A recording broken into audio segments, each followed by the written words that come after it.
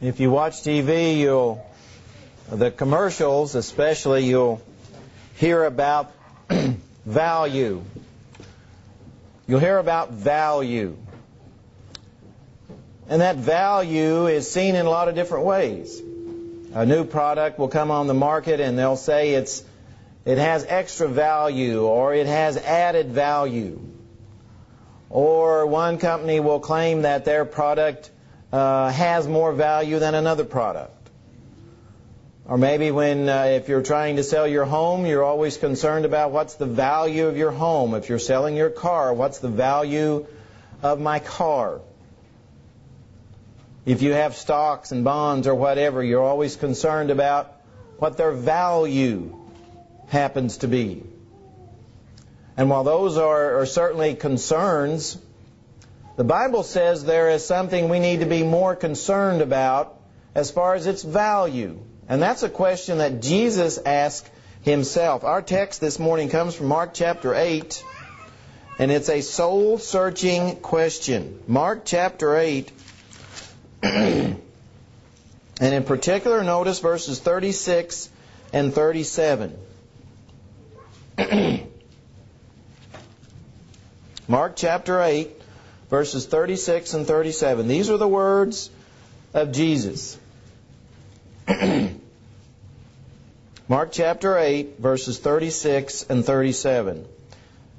Jesus says, "For what will it profit a man if he gains the whole world and loses his own soul? Or what will a man give in exchange for his soul?" And that question is just as relevant today as it was in the first century. People in the first century, many of them were very attached to what they owned. And they considered what they owned to be very valuable. So Jesus was asking those people, just like He is today for us, what value do you place on those material things, and what value do you place on your soul? Jesus certainly is not condemning possessing things. He is asking people to check what they value the most. Check what they value the most. Certainly money and possessions is a powerful thing in our society. Sometimes that's how many people measure success. How much money do you have? How much do you own? What kind of possessions do you have? That's what they considered the most important thing. So Jesus now and then says, I want you to question your values. So the question Jesus asked there in Mark chapter 8 is about values. And what do you value the most? Because He asked the question, what will it profit a man if he gains the whole world and loses his own soul?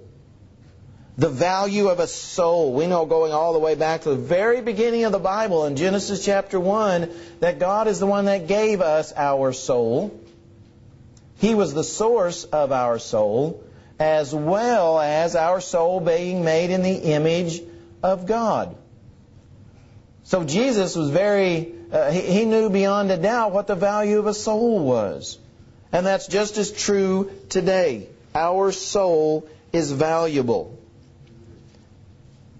He says, though, there's a danger of losing it. Yeah, we can lose it. He says we can. What if one loses his own soul? Now, we know the soul is immortal. We know the soul is eternal. We know it can't be annihilated. We know our soul, Ecclesiastes 12, our body returns to the dust and our spirit returns to God who gave it. But there is a way in which we can lose our soul. Jesus says it's possible for us to lose it. Well, in what sense? But we can lose our blessing of being in the presence of God. We can lose that relationship with God. We can lose our citizenship in heaven. We can lose that happiness with being with those of like precious faith. We can lose all of that. So when the Bible talks about the soul being destroyed, That's what it's talking about. No longer being in the presence of God and knowing that you can never be in the presence of God again. So Jesus asked, is it worth it? What will you give in exchange for that? Because he says some will make the decision that the things in this world are more valuable than their soul. And as a result, will lose their soul. He makes that very clear. He also tells us that most people will make the wrong decision. Most people will make the wrong decision. Most people will think that this world is far more valuable than the next. What they own is far more valuable than their soul. Jesus knew that. Sermon on the Mount, Matthew chapter 7. Remember verses 13 and 14? He says there's two ways. Some will enter through the wide gate and travel down the broad way that leads to destruction, that leads to not having fellowship with God, that leads to no longer having citizenship in heaven. Jesus said most people will make that decision. Now, if Jesus knew that, we need to understand and know it ourselves. The people who choose that broad path are the ones who value this world more. They either value what they own more, they value some man-made religion more, or they value some man's opinions more. But for whatever the reason, they value those things more than they do their own soul. And so they make, as a result, the wrong decision. And how sad a decision that will be. But they do make that decision. Psalm 9 verse 17 says, the wicked shall be turned into hell, and all the nations that forget God. The Father knows that. Jesus knows that. From the very beginning of time, Satan has tempted people to choose the things of this world. And he's very good at it. He's the great tempter. He's the great deceiver. And so he goes about showing how wonderful the things are of this world. And tries to get people to think that the next life isn't all that great. Don't worry about the next life. Worry about this life. That's what Satan says. Well, when Satan gets people to believe that, no wonder they put more value into things of this world than they do their own soul. And how sad that is. Yes, the soul is very valuable. The soul is the most important thing, the most valuable thing we have. Therefore, we need to be concerned about our souls, but also the souls of other people. Isn't that why we do personal work? Isn't that why we have evangelists and missionaries? Isn't that the reason? Because the soul's the most valuable thing those people possess. Whether they have a lot of material things or not, the most valuable thing they own is their soul. So we don't want them to lose it.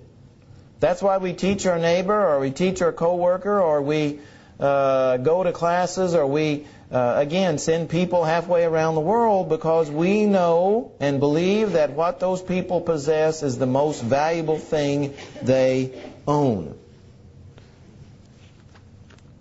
Jesus says, what will it profit a man if he gains the whole world?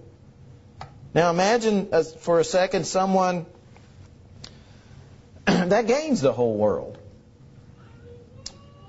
He has more money than he could possibly ever spend. He owns houses of great value all over the world.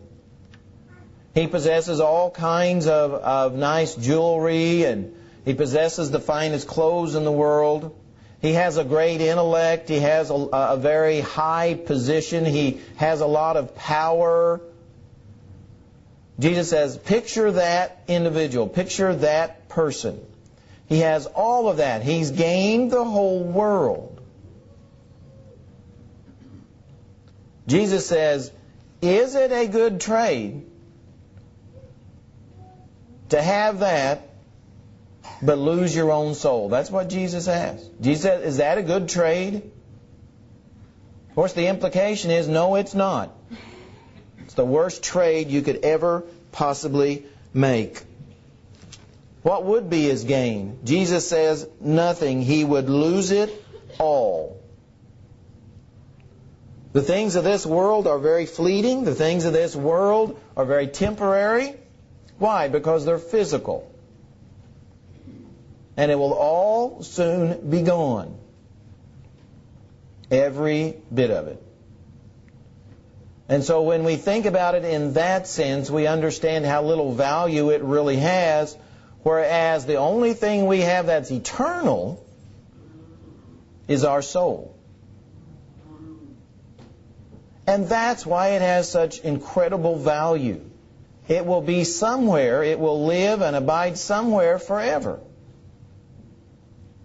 No, it's not going to be annihilated. It will live somewhere forever, and we'll be aware of where that is. We'll be conscious of where we are. And we'll experience feelings where we are, whether it's happiness or sadness. No wonder Jesus said our soul's the most valuable thing we possess. He says there's a profit and loss to be concerned about. What shall it profit a man if he gains the whole world and loses his own soul? There's a profit and loss. People, of course, in the business world have known this from the very beginning. You have to be concerned about profit and loss. But Satan has done the best job in the world of confusing the people of the world of what we should be most concerned about. Now, those people that gain the world, they gain something. They profit something. But what they lose is what's so valuable. These are questions that you've probably heard. They're not original by me, but they are certainly ones that you need to think about. Did Adam gain anything by eating the forbidden fruit? Yes. He gained the knowledge that he was naked, and he gained the approval of the devil. But look what he lost. He lost paradise. He lost the tree of life.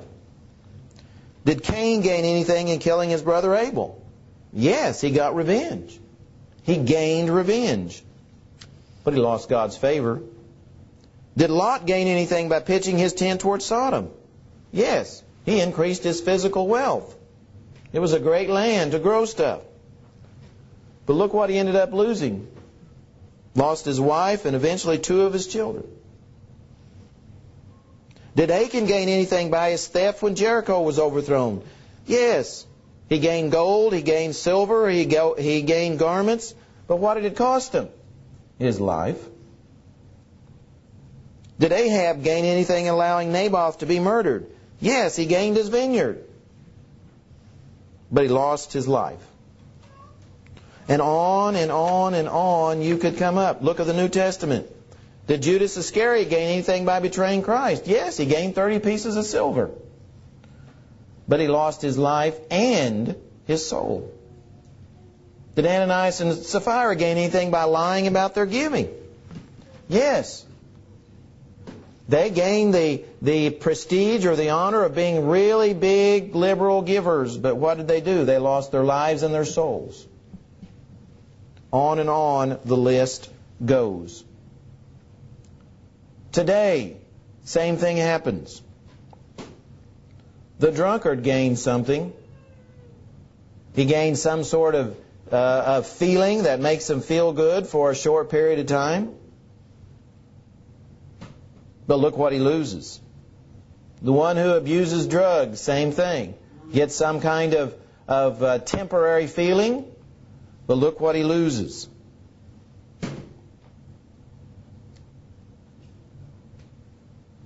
Look at the man who cheats on his wife. Does he gain something? Yeah, temporarily. Some type of satisfaction, but look at what he loses. Profit and loss. Are those things worth losing your soul over? That's what Jesus wants us to know. You ask that question. Are they worth losing your soul over? So Jesus asked, what will a man give in exchange for his soul? You think about what you will give in exchange for your soul. And is it worth it? And that's a question all of us have to ask. What shall it profit a man if he gains the whole world and loses his own soul? Or what shall a man give in exchange for his soul? This is one of the greatest questions in the Bible. And it's a challenge. Because often we live our lives in such a way that it appears that we don't value our soul very much. We find about every excuse we can not to be in fellowship with each other when we can, or be in worship when we can, or we find every opportunity not to study, or we find every opportunity not to do what's right. Well, what does that appear to imply? That you don't value your soul very much. Is your soul the most valuable thing you possess? It sure is. Then we need to act that way. What you have at home that you consider very valuable, maybe it's some jewelry, or maybe it's this or that. You don't leave it outside at night for someone to take. Why? Because you know it has great value. So why would you leave your soul in such a condition that Satan can snatch it away from you so easily?